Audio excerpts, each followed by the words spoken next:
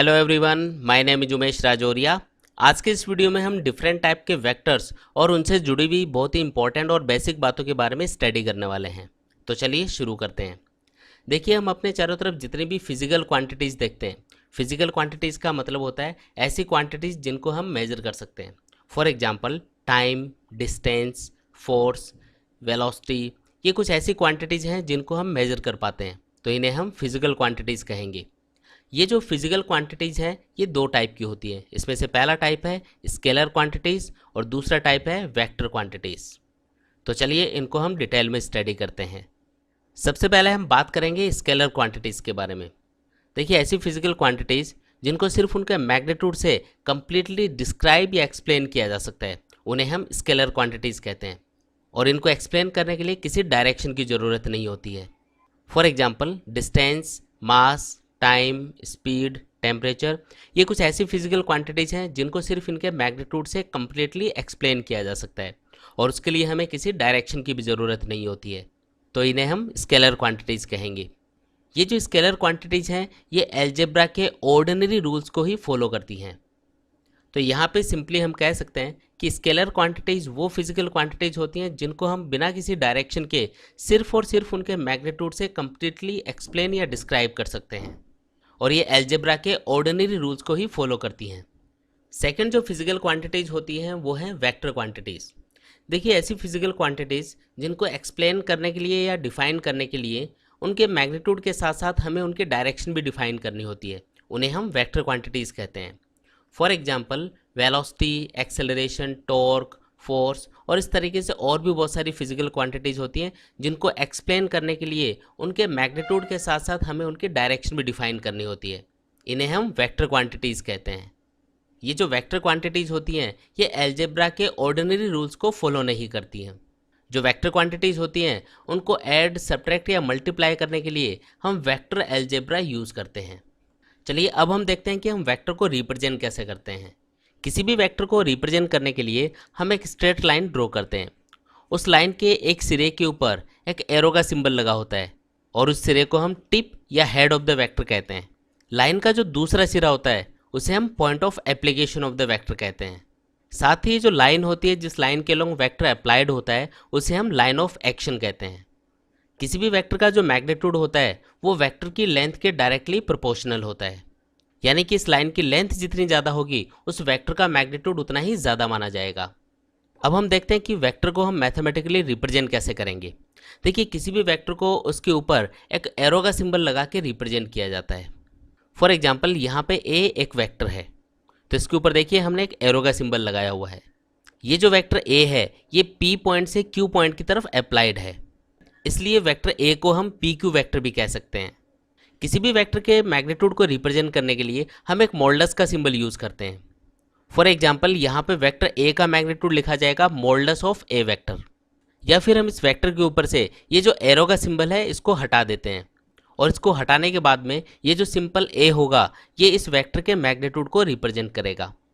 तो इस तरीके से हमने समझा कि जो वेक्टर क्वांटिटीज़ हैं उनको एक्सप्लेन करने के लिए मैग्नीट्यूड के साथ साथ डायरेक्शन भी डिफाइन करनी होती है। जो वेक्टर क्वांटिटीज़ हैं वो वेक्टर अलजेब्रा को फॉलो करती हैं। साथ ही किसी भी वेक्टर का जो मैग्नीट्यूड है वो उस वेक्टर की लेंथ के डायरेक्टली प्रोपोर्शनल होता है। तो चलिए अब हम स्टडी करते हैं कि वेक्टर्स कितने टाइप के होते हैं। वेक्टर्स का जो पहला टाइप है वो है पोलर वेक्टर्स। देखिए, ऐसे वेक्टर्स जिनका एक स्टार्टिंग पॉइंट होता है या फिर एक पॉइंट ऑफ एप्लीकेशन होता है उन्हें हम पोलर वेक्टर्स कहते हैं। For example displacement, force, velocity, acceleration, ये सब पोलर वेक्टर कहलाते हैं क्योंकि इनका एक पॉइंट ऑफ एप्लीकेशन होता है जिस पॉइंट के ऊपर ये अप्लाई होते हैं। वेक्टर्स का जो दूसरा टाइप है वो है एक्सियल वेक्टर्स। ऐसे वेक्टर्स जो कि रोटेशनल इफेक्ट को रिप्रेजेंट करते हैं और जिनका कोई स्टार्टिंग पॉइंट नहीं होता है, और जो वेक्टर्स एक्सिस ऑफ रोटेशन के लॉन्ग अप्लाई होते हैं उन्हें हम एक्सियल वेक्टर कहते हैं। For example angular velocity, torque, angular momentum, angular displacement, ये सब एक्सियल वेक्टर बोले जाते हैं क्योंकि इनकी डायरेक्शन एक्सिस ऑफ रोटेशन के अलोंग होती है। फॉर एग्जांपल मान लेते हैं कि कोई ऑब्जेक्ट है जो कि एक सर्कुलर पाथ पे रोटेट कर रहा है और हमें इस ऑब्जेक्ट की जो एंगुलर वेलोसिटी है उसकी डायरेक्शन कैलकुलेट करनी है, तो इसके लिए हम right hand screw rule use करेंगे। राइट हैंड स्क्रू रूल के अकॉर्डिंग जिस डायरेक्शन में ये ऑब्जेक्ट रोटेट कर रहा है जैसा कि आप इस डायग्राम में देख सकते हैं कि जो ऑब्जेक्ट है वो एंटी क्लॉकवाइज डायरेक्शन में रोटेट कर रहा है, तो हम राइट हैंड फिंगर्स को एंटी क्लॉकवाइज डायरेक्शन में कर्ल करेंगे या घुमाएंगे। तो इससे जो थंब होगा वो इस ऑब्जेक्ट की रोटेशनल एक्सिस के अलोंग होगा और इस ऑब्जेक्ट की एंगुलर वेलोसिटी को रिप्रेजेंट करेगा। तो यहाँ पे आप देख सकते हैं कि जो एंगुलर वेलोसिटी है वो एक्सिस के अलोंग होगी और इसका कोई पॉइंट ऑफ एप्लीकेशन नहीं होगा, इसकी सिर्फ डायरेक्शन होगी। देखिए ऐसे कोई भी दो वेक्टर जिनका मैग्नीट्यूड और डायरेक्शन सेम होते हैं उन्हें हम इक्वल वेक्टर्स कहते हैं। फॉर एग्जांपल यहाँ पे जो वेक्टर ए और वेक्टर बी हैं वो इक्वल वेक्टर्स हैं क्योंकि इन दोनों वेक्टर्स की लेंथ सेम है और हम जानते हैं कि जो वेक्टर की लेंथ होती है वो उसके मैग्नीट्यूड के डायरेक्टली प्रोपोर्शनल होती है, यानी इन दोनों वेक्टर्स का मैग्नीट्यूड सेम होगा। साथ ही इन दोनों वेक्टर्स की डायरेक्शन भी सेम है क्योंकि ये दोनों एक दूसरे के पैरेलल हैं।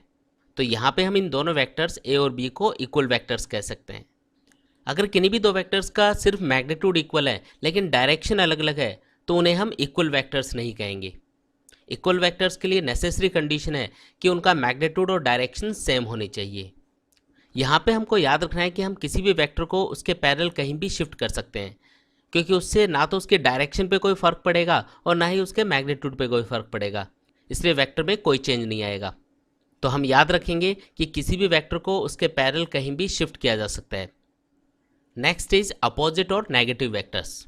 देखिए ऐसे कोई भी दो वेक्टर्स जिनका मैग्नीट्यूड तो सेम है लेकिन उनकी डायरेक्शन एक दूसरे के अपोजिट है तो उन्हें हम नेगेटिव या अपोजिट वेक्टर्स कहते हैं। फॉर एग्जाम्पल यहाँ पे जो ए बी वैक्टर है और जो बी ए वैक्टर है इन दोनों का मैग्नीट्यूड तो सेम है लेकिन इनकी डायरेक्शन एक दूसरे के अपोजिट है, इसलिए हम इन्हें नेगेटिव या अपोजिट वेक्टर्स कहेंगे। यहाँ पे इन दोनों अपोजिट या नेगेटिव वेक्टर्स को हम लिख सकते हैं ए B equals to minus of B A vector. यहाँ पे नेगेटिव सिंबल का मतलब ये होता है कि ये जो ए बी वैक्टर है ये बी ए वैक्टर के अपोजिट डायरेक्शन में है।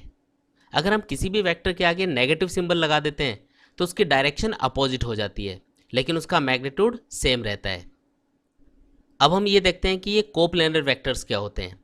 देखिए ऐसे कोई भी दो या दो से ज़्यादा वेक्टर्स जो कि सेम प्लेन के अंदर होते हैं उन्हें हम कोप्लेनर वेक्टर्स कहते हैं।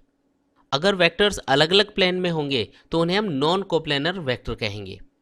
कोई भी दो वेक्टर हमेशा कोप्लेनर होते हैं क्योंकि उन दोनों वेक्टर से पास होने वाला जो प्लेन होगा दोनों वेक्टर हमेशा उसी प्लेन के अंदर एग्जिस्ट करेंगे, इसलिए हम कह सकते हैं कि जो दो वेक्टर्स होते हैं वो हमेशा कोप्लेनर होते हैं।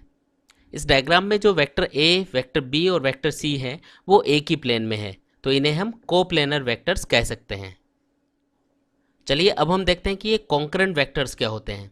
कोई भी दो या दो से ज़्यादा ऐसे वेक्टर्स जो कि एक ही पॉइंट से होके जा रहे हैं उन्हें हम कॉन्करेंट वेक्टर्स कहते हैं। फॉर एग्जाम्पल आप इस डायग्राम में देख सकते हैं कि ये जो वेक्टर ए, बी और सी है ये तीनों एक ही पॉइंट से होके जा रहे हैं, यानी कि इन तीनों का जो पॉइंट ऑफ एप्लीकेशन है वो सेम है, तो इन्हें हम कॉन्करेंट वेक्टर्स कहेंगे। लेकिन इस दूसरे डायग्राम में ये जो वेक्टर ए, बी और सी हैं ये तीनों अलग अलग डायरेक्शन में है और साथ ही इन तीनों का पॉइंट ऑफ एप्लीकेशन भी अलग अलग है, तो इन्हें हम नॉन कॉन्करेंट वेक्टर्स कहेंगे। देखिए ऐसा कोई भी वेक्टर जिसका मैग्नीट्यूड 0 होता है उसे हम नल वेक्टर कहते हैं। जो नल वेक्टर है उसकी रैंडमली कोई भी डायरेक्शन हो सकती है। अब आपके दिमाग में ये क्वेश्चन आ रहा होगा कि जो नल या जीरो वेक्टर होता है अगर उसका मैग्नीट्यूड 0 है तो उसे वेक्टर फॉर्म में रिप्रेजेंट करने का क्या मतलब है। देखिए जब भी हम किन्हीं भी दो वेक्टर्स को ऐड या सब्ट्रैक्ट करते हैं तो उससे जो रिजल्टेंट आपको मिलता है वो भी एक वेक्टर क्वांटिटी होती है। अब अगर मैं किसी वेक्टर ए में उसका अपोजिट वेक्टर ऐड कर दूं तो इससे मुझे 0 मिलेगा। अब रूल के अकॉर्डिंग किन्हीं भी दो वेक्टर्स का एडिशन या सब्ट्रैक्शन एक वेक्टर क्वांटिटी होना चाहिए, इसलिए हम इस 0 को जीरो वेक्टर या नल वेक्टर कहेंगे। तो इस तरीके से हम कह सकते हैं कि जो नल वेक्टर होता है वो एक 0 मैग्नीट्यूड का वेक्टर होता है और उसकी डायरेक्शन रैंडमली कोई भी डायरेक्शन एज्यूम की जा सकती है। तो चलिए अब हम जानते हैं कि एक यूनिट वेक्टर क्या होता है। देखिए ऐसा कोई भी वेक्टर जिसका मैग्नीट्यूड 1 होता है उसे हम यूनिट वेक्टर कहते हैं। अगर मैं वेक्टर ए के यूनिट वेक्टर को रिप्रेजेंट करना चाहूँ तो इसके लिए हम ए के ऊपर एक कैप का सिंबल लगा देंगे जो कि वेक्टर ए के यूनिट वेक्टर को रिप्रेजेंट करेगा। अगर हम वेक्टर ए के यूनिट वेक्टर को कैलकुलेट करना चाहते हैं तो उसके लिए आपको वेक्टर ए को उसके मैग्नीट्यूड से डिवाइड करना होगा। यानी सिंपली हम कह सकते हैं कि अगर हम किसी भी वेक्टर का यूनिट वेक्टर फाइंड करना चाहते हैं तो इसके लिए हम उस वेक्टर को उसके मैग्नीट्यूड से डिवाइड कर देंगे और उससे हमें उस वेक्टर का यूनिट वेक्टर मिल जाएगा जिसका मैग्नीट्यूड 1 होगा और उसकी डायरेक्शन मैन वेक्टर के अलोंग होगी जिसका यूनिट वेक्टर हमने कैलकुलेट किया है। तो यहाँ पे इस इक्वेशन से वेक्टर ए को लिखा जा सकता है magnitude of vector A multiply by its unit vector, या सिंपली हम इसे ए इंटू ए कैप भी लिख सकते हैं। यूनिट वेक्टर के लिए हमको याद रखना है कि जो यूनिट वेक्टर होता है वो यूनिट लेस होता है और साथ ही डायमेंशन लेस भी होता है। यानी जो यूनिट वेक्टर है उसकी ना तो कोई यूनिट होती है और ना ही कोई डायमेंशंस होती हैं। अगर हम कार्टेशियन कोऑर्डिनेट सिस्टम में जो एक्स एक्सिस, वाई एक्सिस और जेड एक्सिस एज्यूम करते हैं, अगर उनके अलोंग एक यूनिट वेक्टर एज्यूम करें तो एक्स एक्सिस के अलोंग यूनिट वेक्टर को कहा जाता है आई कैप। जो वाई एक्सिस है उसके अलोंग जो यूनिट वेक्टर हम कंसिडर करते हैं उसे हम जे कैप कहते हैं, और जो जेड एक्सिस के अलोंग यूनिट वेक्टर कंसिडर किया जाता है उसे हम के कैप कहते हैं। यानी कि सिंपली हम यहाँ पे कह सकते हैं कि जो आई कैप, जे कैप और के कैप होते हैं वो कोऑर्डिनेट एक्सिस एक्स, वाई और जेड एक्सिस के अलोंग यूनिट वेक्टर होते हैं, जो कि डायरेक्शन को रिप्रेजेंट करने के लिए यूज़ किए जाते हैं। वेक्टर्स के लिए आपको याद रखना है कि जब भी हम किन्हीं भी दो वेक्टर्स के बीच का एंगल कैलकुलेट करते हैं तो उन वेक्टर्स को हम हेड टू हेड या टेल टू टेल ज्वाइन करके देखते हैं। फॉर एग्जाम्पल यहाँ पे इस डायग्राम में अगर हमें वेक्टर ए और वेक्टर बी के बीच का एंगल कैलकुलेट करना है तो इन दोनों वेक्टर्स को हमें हेड टू हेड या टेल टू टेल ज्वाइन करके देखना होगा। अभी इस डायग्राम के अकॉर्डिंग वेक्टर ए का हेड वेक्टर बी के टेल से कनेक्टेड है और इनके बीच में एंगल बन रहा है 120 डिग्री। तो यहाँ पे हम वेक्टर ए और वेक्टर बी के बीच का एंगल 120 डिग्री नहीं कह सकते। अगर हमें इन दोनों वेक्टर्स के बीच का एंगल कैलकुलेट करना है तो उसके लिए हमें इन दोनों वेक्टर्स को हेड टू हेड या टेल टू टेल कनेक्ट करना होगा। तो यहाँ पे अगर हम इस वेक्टर ए को उठाकर इसी के पैरेलल आगे इस तरीके से शिफ्ट कर दें कि इस वेक्टर ए की टेल वेक्टर बी की टेल से कनेक्ट हो जाए, जैसे कि हमने इस डायग्राम में रिप्रेजेंट किया है, तो आप देख सकते हो कि इस कंडीशन में जो वेक्टर ए और वेक्टर बी के बीच का एंगल है वो 60 डिग्री बनेगा। यानी यहाँ पे इन दोनों वेक्टर्स के बीच का एंगल 120 डिग्री नहीं होगा, इनके बीच का एंगल होगा 60 डिग्री।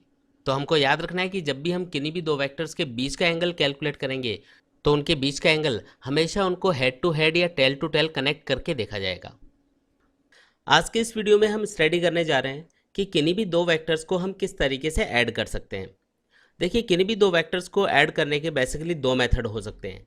इसमें से पहला मेथड है ग्राफिकल मेथड और सेकंड मेथड है एनालिटिकल मेथड। ग्राफिकल मेथड का मतलब ये होता है कि जिन भी दो वेक्टर्स को हम ऐड करना चाहते हैं उसके लिए हम एक डायग्राम ड्रॉ करते हैं और उस डायग्राम की हेल्प से हम उन दोनों वेक्टर्स का रिजल्टेंट वेक्टर फाइंड कर लेते हैं। सेकंड यानी एनालिटिकल मेथड का मतलब होता है कि जिन दो वेक्टर्स को आप ऐड करना चाहते हो उनके लिए हम कुछ कैलकुलेशंस करेंगे और कैलकुलेशन की हेल्प से हम उन दोनों वेक्टर्स का रिजल्टेंट वेक्टर फाइंड कर लेंगे। तो चलिए सबसे पहले हम ग्राफिकल मेथड को डिटेल में स्टडी करते हैं। ग्राफिकल मेथड के अकॉर्डिंग किन्हीं भी दो वेक्टर्स को ऐड करने के लिए हम triangle law of vector addition use कर सकते हैं। अब ये ट्रायंगल लॉ क्या है? Triangle law of vector addition के अकॉर्डिंग अगर हम किन्हीं भी दो वेक्टर्स को ऐड करना चाहते हैं तो उनको हम एक ट्रायंगल की दो कंटिन्यूस लाइंस की फॉर्म में रिप्रेजेंट करेंगे।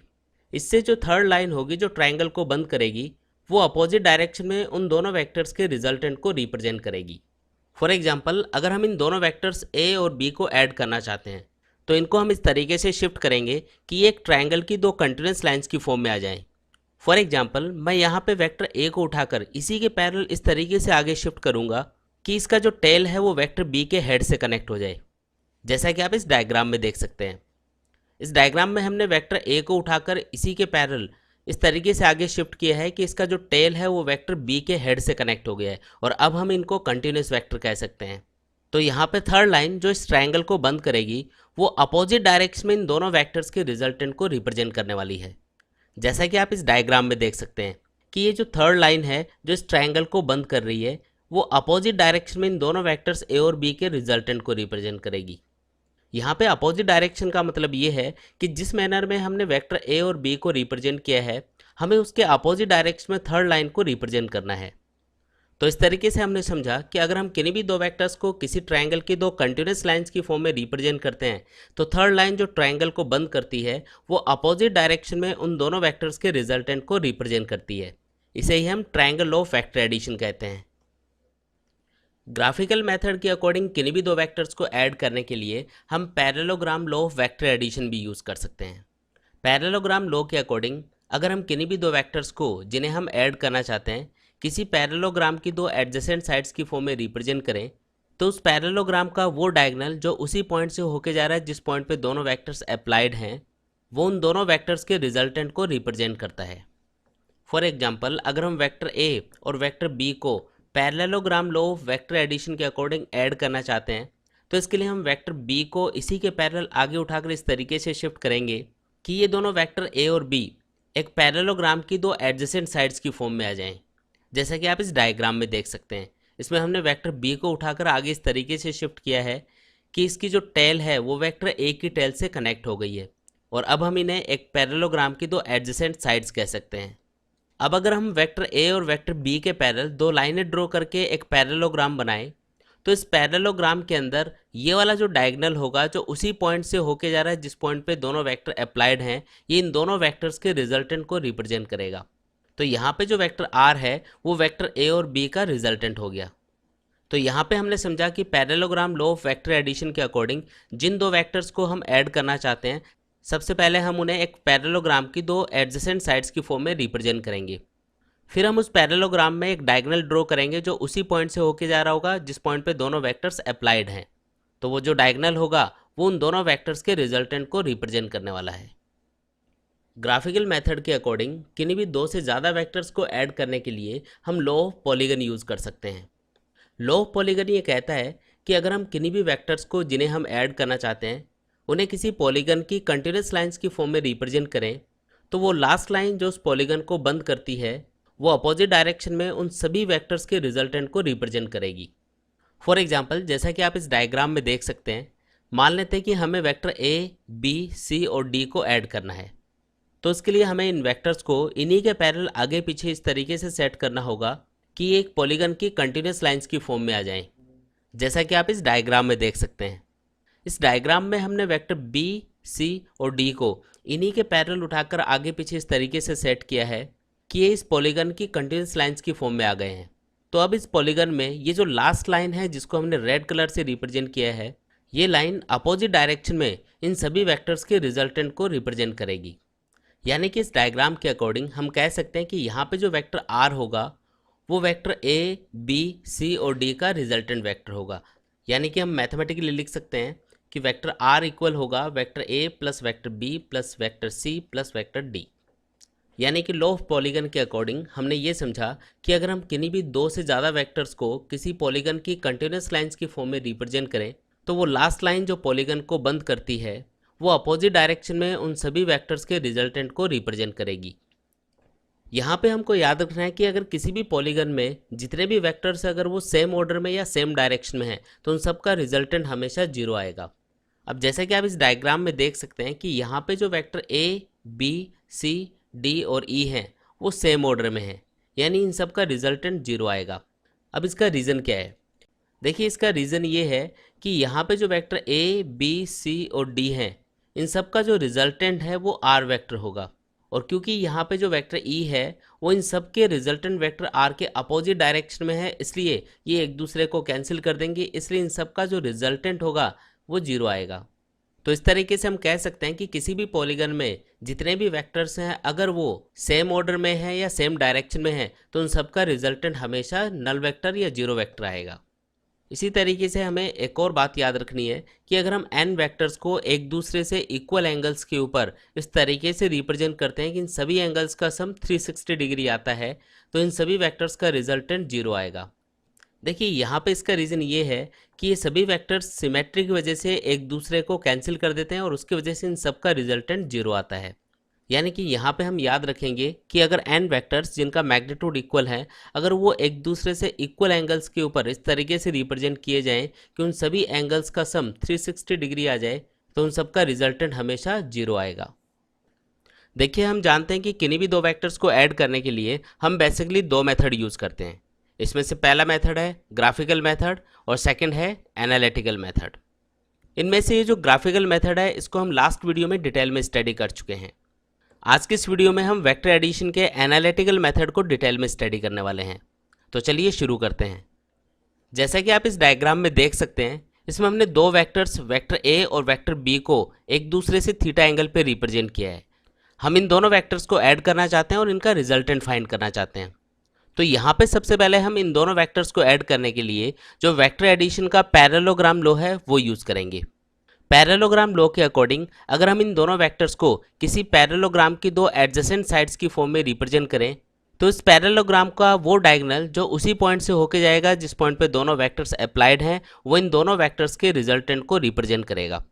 इस डायग्राम के अकॉर्डिंग जो वेक्टर ए और वेक्टर बी का रिजल्टेंट है वो है आर वेक्टर, क्योंकि यहाँ पे इस पैरेललोग्राम के अंदर ये जो डायगोनल है ये उसी पॉइंट से होके जा रहा है जिस पॉइंट पे दोनों वेक्टर्स अप्लाइड हैं, इसलिए यहाँ पे जो आर वेक्टर होगा वो इन दोनों वेक्टर्स ए और बी का रिजल्टेंट कहा जाएगा। यहाँ पे मान लेते हैं कि जो रिजल्टेंट वेक्टर है वो वेक्टर ए से अल्फा एंगल के ऊपर है, तो यहाँ पे हमको रिजल्टेंट वेक्टर का मैग्नीट्यूड और उसकी वेक्टर ए से डायरेक्शन यानी इस अल्फा एंगल को फाइंड करना है।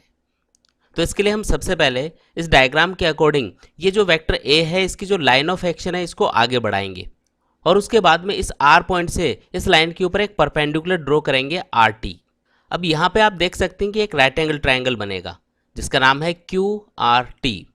इस राइट एंगल ट्रायंगल के अंदर ये वाला जो एंगल क्यू होगा ये इस एंगल थीटा के बराबर होगा, क्योंकि ये दोनों ही एंगल करस्पॉन्डिंग एंगल्स हैं और हम जानते हैं कि करस्पॉन्डिंग एंगल्स हमेशा इक्वल होते हैं।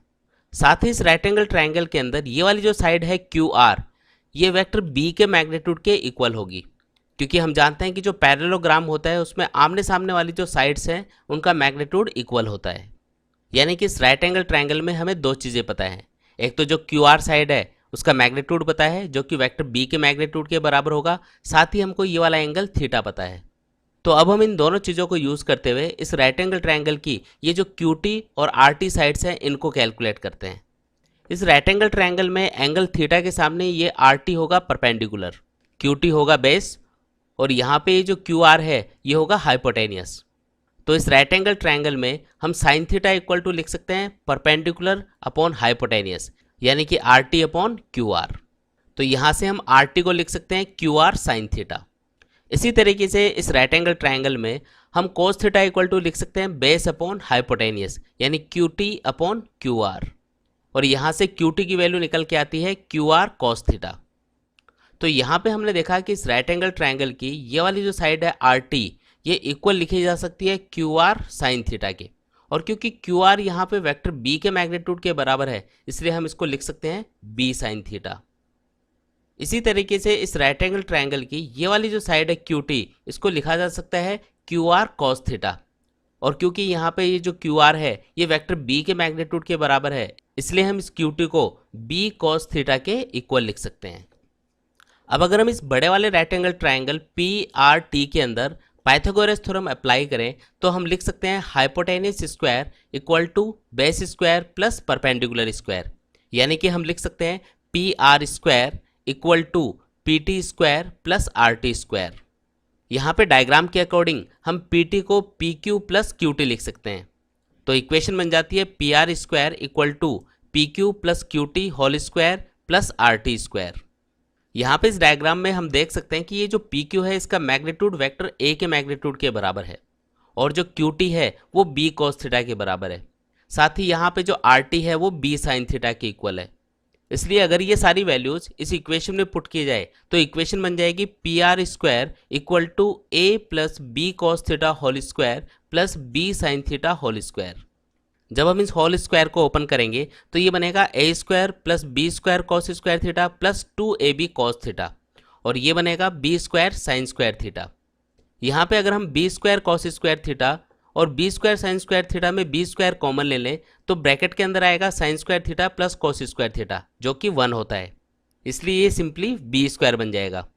तो इनको सॉल्व करने पे जो इक्वेशन है वो बन जाती है P R square equal to A square plus 2ab cos theta plus B square. तो यहाँ पे हम पी आर स्क्वायर को इन दोनों वेक्टर्स ए और बी के रिजल्टेंट वेक्टर आर के मैग्नीट्यूड के स्क्वायर के इक्वल लिख सकते हैं, यानी कि हम पी आर स्क्वायर को सिंपली लिख सकते हैं आर स्क्वायर। यानी कि ये जो इक्वेशन है वो बन जाती है R square equal to A square plus B square 2ab cos theta. तो यहाँ पे इस इक्वेशन से जो वेक्टर ए और बी का रिजल्टेंट वेक्टर है उसके मैग्नीट्यूड को लिखा जा सकता है R equals to under root of A square plus B square plus 2ab cos theta. तो जब भी हमें कोई भी दो वेक्टर्स दे रखे हो जिनके बीच का एंगल थीटा हो और उन वेक्टर्स का मैग्नीट्यूड हो ए और बी, तो उनका जो रिजल्टेंट वेक्टर है उसको लिखा जा सकता है R equals to under root of A square plus B square plus 2ab cos theta. और इस इक्वेशन को यूज़ करके हम सिंपली किन्हीं भी दो वेक्टर्स के रिजल्टेंट वेक्टर का मैग्नीट्यूड फाइंड कर सकते हैं। अब हम जो रिजल्टेंट वेक्टर आर है उसकी वेक्टर ए से डायरेक्शन फाइंड करेंगे, यानी कि हम फाइंड करने वाले हैं ये वाला एंगल अल्फा। तो इसी राइट एंगल ट्राइंगल से जो tan अल्फा है उसको लिखा जा सकता है परपेंडिकुलर अपॉन बेस, यानी RT अपॉन PT। और क्योंकि यहाँ पे जो PT है उसको लिखा जा सकता है PQ प्लस QT, यानी कि वेक्टर A का magnitude plus B cos theta. तो जो tan अल्फा है जो कि RT अपॉन PT की इक्वल है वो लिखा जा सकता है tan alpha equals to B sine theta upon A plus B cos theta. और यहाँ से हम अल्फा इक्वल्स टू लिख सकते हैं tan inverse B sine theta upon A plus B cos theta. तो इस तरीके से हम रिजल्टेंट वेक्टर का वेक्टर A से एंगल फाइंड कर सकते हैं, यानी कि उसकी डायरेक्शन फाइंड कर सकते हैं। वेक्टर एडिशन के दोनों ही फॉर्मूले काफ़ी इंपॉर्टेंट है। इन दोनों फॉर्मूलों को यूज़ करके हम किन्हीं भी दो वेक्टर्स के रिजल्टेंट वेक्टर का मैग्नीट्यूड और उसकी डायरेक्शन फाइंड कर सकते हैं। अब हम वेक्टर एडिशन से रिलेटेड कुछ इंपॉर्टेंट पॉइंट्स की बात करेंगे। जब भी हम किन्हीं भी दो वेक्टर्स को ऐड करते हैं तो उन दोनों वेक्टर्स का रिजल्टेंट आपको मैक्सिमम एक ही कंडीशन में मिलेगा जब दोनों वेक्टर्स सेम डायरेक्शन में होंगे। क्योंकि रिजल्टेंट वेक्टर के मैग्नीट्यूड के लिए जब हम इस इक्वेशन में थीटा की वैल्यू 0 पुट करते हैं तो cos 0 डिग्री 1 बन जाता है, जो कि मैक्सिमम होता है। तो उस कंडीशन में जो रिजल्टेंट है उसकी वैल्यू भी मैक्सिमम आती है, यानी कि जो रिजल्टेंट वेक्टर है उसके मैग्नीट्यूड को लिखा जा सकता है under root of A plus B का होल स्क्वायर। और यहाँ से ये जो स्क्वायर और अंडर रूट है ये दोनों हट जाते हैं, इसलिए रिजल्टेंट वेक्टर के मैग्नीट्यूड को लिखा जा सकता है A प्लस B। यानी कि सिंपली हम कह सकते हैं कि जब भी दो वेक्टर सेम डायरेक्शन में होते हैं तो उनका रिजल्टेंट मैक्सिमम आता है, और रिजल्टेंट वेक्टर का मैग्नीट्यूड उन दोनों वेक्टर्स के मैग्नीट्यूड के सम के बराबर होता है। इसी तरीके से अगर कोई भी दो वेक्टर अपोजिट डायरेक्शन में है, यानी कि उनके बीच का एंगल 180 डिग्री है, तो उस कंडीशन में जो रिजल्टेंट वेक्टर है उसका मैग्नीट्यूड मिनिमम आता है। क्योंकि रिजल्टेंट वेक्टर का मैग्नीट्यूड फाइंड करने के लिए जब हम इस इक्वेशन को यूज़ करेंगे तो थीटा की वैल्यू अगर 180 डिग्री पुट किया जाए तो cos 180 डिग्री बन जाता है -1, और उस कंडीशन में ये इक्वेशन बन जाती है under root of A minus B का होल स्क्वायर। और यहाँ से अगर हम स्क्वायर और अंडर रूट दोनों को हटा दें तो इक्वेशन को सिंपली लिखा जा सकता है R minimum equal to A minus B।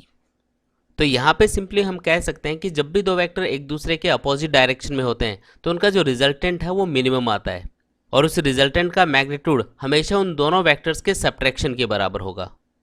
यहाँ पे हमको याद रखना है कि जब भी दो वेक्टर्स एक दूसरे के अपोजिट डायरेक्शन में होते हैं तो उनका जो रिजल्टेंट है वो हमेशा उनमें से बड़े वाले वेक्टर की डायरेक्शन में आता है, और रिजल्टेंट वेक्टर का मैग्नीट्यूड हमेशा बड़े वेक्टर में से छोटे वेक्टर को माइनस करने पे मिलता है।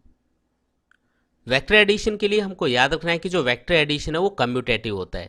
यहाँ पे कम्यूटेटिव का मतलब ये होता है कि जब भी हम किन्हीं भी दो वेक्टर्स को ऐड करते हैं तो उनको चाहे हम vector A plus vector B लिखें या फिर हम vector B plus vector A लिखें, एक ही बात होगी। यानी कि यहाँ पे जो वेक्टर A और B है उनका ऑर्डर चेंज करने से जो रिजल्टेंट वेक्टर है उसके मैग्नीट्यूड और डायरेक्शन पे कोई फर्क नहीं पड़ता है, यानी कि रिजल्टेंट वेक्टर सेम रहता है। साथ ही जो वेक्टर एडिशन है वो एसोसिएटिव भी होता है। इसका मतलब है कि जैसे हम तीन वेक्टर्स A, B और C को ऐड करना चाहते हैं तो चाहे हम पहले B और C वेक्टर को ऐड कर लें और उसके बाद में उनका जो रिजल्टेंट होगा उसको वेक्टर A में ऐड कर दें, या फिर हम ऐसा कर सकते हैं कि पहले हम वेक्टर A और वेक्टर B को ऐड कर लें और उसके बाद में उनका जो रिजल्टेंट आएगा उसको वेक्टर C में ऐड कर दें। तो इससे इन तीनों वेक्टर के रिजल्टेंट पे कोई फर्क नहीं पड़ता, उसका मैग्नीट्यूड और डायरेक्शन सेम रहते हैं। इसलिए हम कह सकते हैं कि जो वेक्टर एडिशन है वो एसोसिएटिव लॉ को फॉलो करता है। जब भी हम किन्हीं भी दो वेक्टर्स को ऐड करते हैं तो अगर उन दोनों वेक्टर्स का मैग्नीट्यूड सेम होता है तो उन दोनों वेक्टर्स का जो रिजल्टेंट है वो हमेशा उन दोनों वेक्टर्स के बीच में आता है। फॉर एग्जाम्पल, अगर कोई भी दो वेक्टर्स जिनका मैग्नीट्यूड सेम है अगर वो एक दूसरे से 60 डिग्री एंगल पे अप्लाइड हैं तो उनका जो रिजल्टेंट होगा वो हमेशा उन दोनों वेक्टर्स के बीच में आएगा, यानी कि किसी भी एक वेक्टर से 30 डिग्री एंगल पे आएगा। अगला इंपॉर्टेंट पॉइंट है कि अगर हमारे पास में कुछ अनइक्वल मैग्नीट्यूड के कोप्लेनर वेक्टर्स हैं तो उनका रिजल्टेंट एक ही कंडीशन में 0 आ सकता है जब हम मिनिमम 3 कोप्लेनर वेक्टर्स यूज़ करें। देखिए, जब भी हम किन्हीं भी दो वेक्टर्स को ऐड करते हैं तो अगर दोनों वेक्टर्स का मैग्नीट्यूड अलग अलग हो तो उनका जो रिजल्टेंट होगा वो हमेशा बड़े वेक्टर की तरफ आएगा, यानी कि जो रिजल्टेंट है वो हमेशा उन दोनों वेक्टर्स में से जो बड़ा वेक्टर होगा उसकी तरफ ज़्यादा झुकावा रहेगा। फॉर एग्जाम्पल, जैसा कि इस डायग्राम में आप देख सकते हैं कि इसमें वेक्टर A का मैग्नीट्यूड वेक्टर B के मैग्नीट्यूड की कंपैरिजन में ज़्यादा है, तो इन दोनों का जो रिजल्टेंट वेक्टर R आएगा वो वेक्टर A की तरफ ज़्यादा झुका हुआ रहेगा। यानी कि यहाँ पे अगर हम रिजल्टेंट वेक्टर का वेक्टर A और वेक्टर B से एंगल अल्फा और बीटा कंसिडर कर लें तो यहाँ पे जो अल्फा की वैल्यू है वो बीटा के कंपैरिजन में कम आएगी। वेक्टर एडिशन के लिए हमको याद रखना है कि अगर हमारे पास अनइक्वल मैग्नीट्यूड के कुछ नॉन कोप्लेनर वेक्टर्स हैं तो उनका रिजल्टेंट 0 एक ही कंडीशन में आ सकता है जब हम कम से कम अनइक्वल मैग्नीट्यूड के 4 वेक्टर्स को ऐड करें। यानी कि सिंपली हम यहाँ पे कह सकते हैं कि अनइक्वल मैग्नीट्यूड के जो नॉन कोप्लेनर वेक्टर्स हैं उनका रिजल्टेंट 0 लाने के लिए हमें मिनिमम अनइक्वल मैग्नीट्यूड के 4 वेक्टर्स को ऐड करना होगा। अब मान लेते हैं कि हमारे पास दो इक्वल मैग्नीट्यूड के वेक्टर्स हैं, वेक्टर ए और वेक्टर बी, जिनका मैग्नीट्यूड है स्मॉल ए, और इन दोनों वेक्टर्स के बीच का एंगल है थीटा। तो यहाँ पे हमको याद रखना है कि जब भी हम किन्हीं भी दो इक्वल मैग्नीट्यूड के वेक्टर्स को ऐड करते हैं जिनके बीच का एंगल है थीटा, तो उनका जो रिजल्टेंट है वो हमेशा 2a cos θ/2 के इक्वल आता है और हमेशा उन दोनों वेक्टर्स के मिड में आता है। यहाँ पे एक स्पेशल केस भी होता है कि अगर इन दोनों वेक्टर a और b के बीच का एंगल 120 डिग्री हो तो उस कंडीशन में जो रिजल्टेंट वेक्टर होगा उसका जो मैग्नीट्यूड होगा वो इन्हीं दोनों वेक्टर्स के मैग्नीट्यूड के इक्वल आएगा, यानी कि स्मॉल a के इक्वल आएगा। क्योंकि अगर हम इस फॉर्मूले के अंदर थीटा की वैल्यू 120 डिग्री पुट करें तो θ/2 बन जाएगा 60 डिग्री और cos 60 की वैल्यू होती है 1/2, तो 2 से 2 कैंसिल होके ये आ जाएगा सिंपली a। तो सिंपली हमें याद रखना है कि अगर कोई भी दो वेक्टर जिनका मैग्नीट्यूड इक्वल हो, अगर उनके बीच का एंगल 120 डिग्री होगा तो उनका जो रिजल्टेंट होगा वो भी उन्हीं दोनों वेक्टर्स के मैग्नीट्यूड के इक्वल आएगा। साथ ही अगर हम दो यूनिट वेक्टर्स को ऐड करते हैं जिनके बीच का एंगल 120 डिग्री है तो उनका रिजल्टेंट भी एक यूनिट वेक्टर होगा, क्योंकि हम जानते हैं कि जो यूनिट वेक्टर उसका मैग्नीट्यूड 1 होता है। तो जब भी हम दो यूनिट वेक्टर्स को ऐड करते हैं जिनके बीच का एंगल 120 डिग्री है तो उनका रिजल्टेंट भी एक यूनिट वेक्टर आता है जिसका मैग्नीट्यूड 1 होता है। आज के इस वीडियो में हम स्टडी करने वाले हैं कि किस तरीके से हम दो वेक्टर्स को एक दूसरे से सब्ट्रैक्ट कर सकते हैं। साथ ही हम स्टडी करेंगे कि जब भी हम दो वेक्टर्स को सब्ट्रैक्ट करते हैं तो उससे जो रिजल्टेंट वेक्टर मिलेगा उसका मैग्नीट्यूड और डायरेक्शन क्या होंगे। और वीडियो के लास्ट में हम एक इम्पॉर्टेंट थ्योरम भी स्टडी करने वाले हैं जो कि है लेमिस थ्योरम। तो चलिए स्टार्ट करते हैं। जैसे कि आप इस डायग्राम में देख सकते हैं कि इसमें हमने दो वेक्टर्स वेक्टर ए और वेक्टर बी को रिप्रेजेंट किया है। इन दोनों वेक्टर्स के बीच का एंगल है थीटा।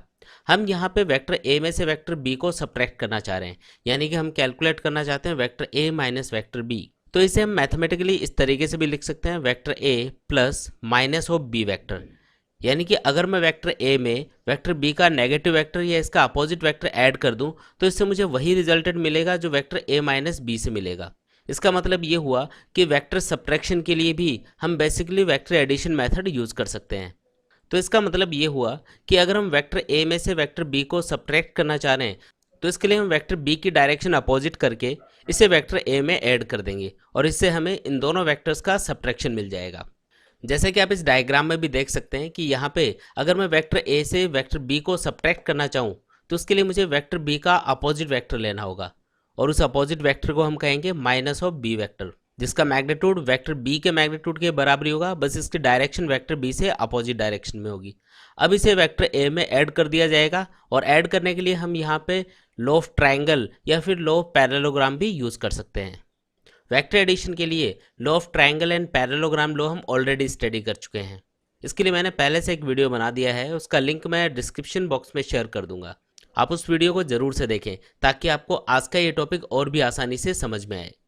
तो हम जानते हैं कि जब भी हम किन्हीं भी दो वेक्टर्स को ऐड करते हैं तो उसे जो रिजल्टेंट वेक्टर मिलता है उसका फॉर्मूला होता है R equals to under root of A square plus B square plus 2ab cos theta, जहाँ पे ए और बी उन दोनों वेक्टर्स के मैग्नीट्यूड हैं और थीटा यहाँ पे उन दोनों वेक्टर्स के बीच का एंगल होगा।